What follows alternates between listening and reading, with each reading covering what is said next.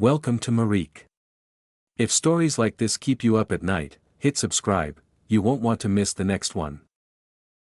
The front door creaked open before I even touched it. Jake laughed, but his voice shook. Told you it was haunted. The air inside smelled like wet paper and something older, something alive. Jake's flashlight flickered, then died.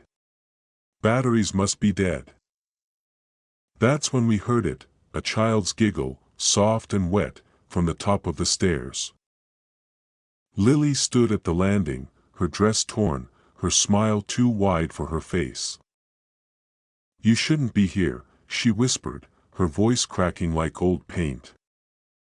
Jake grabbed my arm. "We're leaving. Now." The front door slammed shut behind us. Locked. Lily's laughter echoed from the attic, louder now, like she was right behind us. Jake kicked at the door.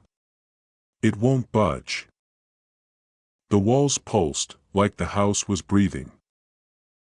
Jake screamed. I turned, just in time to see the stranger drag him into the shadows. His fingers scraped the floorboards as he vanished. Lily's voice whispered in my ear. "You're next." I ran. The hallway stretched forever, the walls closing in. The attic door was open. I didn't remember it being there before. Ruth sat in a rocking chair, her back to me, humming a lullaby. "You shouldn't have come," she said, still not turning. "But it's too late now." The rocking chair creaked faster. Faster. Until it wasn't rocking at all. I turned to run, but the attic door slammed shut behind me. The walls pulsed again. This time, they didn't stop. Lily's laughter filled the room. Ruth's humming joined in. The stranger's breath was hot on my neck. The last thing I saw was the attic door creaking open again. And then, silence. The house exhaled. And I was gone. The next morning, the house looked normal. But the front door was wide open. The attic door groaned wider, though no one stood behind it. A cold draft slithered past my ankles, carrying the scent of rust and spoiled milk. The rocking chair spun slowly to face me. Ruth was gone. In her place sat Lily, her legs dangling above the floor, her smile now split to her ears. Ruth said, "It's too late," she giggled, tilting her head. "But I think it's just beginning."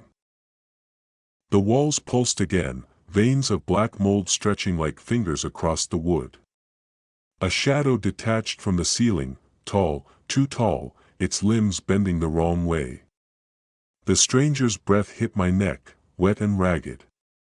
"You hear them, don't you?" it whispered. "They're hungry." Lily's giggle echoed from below, then Jake's voice, raw and pleading, joined in from the darkness. "Emma, help me." I bolted for the attic door, but the floorboards beneath me softened like wet sponge. My foot sank through, and something cold and slick coiled around my ankle. Lily's voice sang from the hole, "Found you." The stranger's fingers dug into my shoulders, yanking me back. The attic door slammed shut again, but this time, the wood bulged inward, as if something on the other side was pushing. The bulb above me shattered.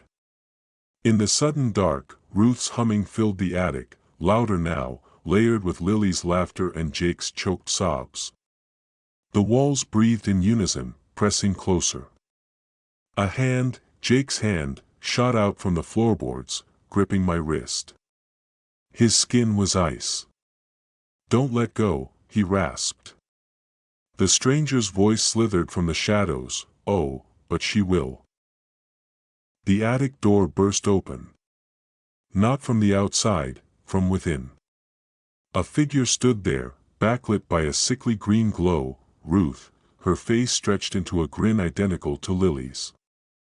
"Time to play," she crooned. Behind her, the hallway stretched into infinity, lined with doors that weren't there before. Each one rattled in its frame, as if something was knocking to get out.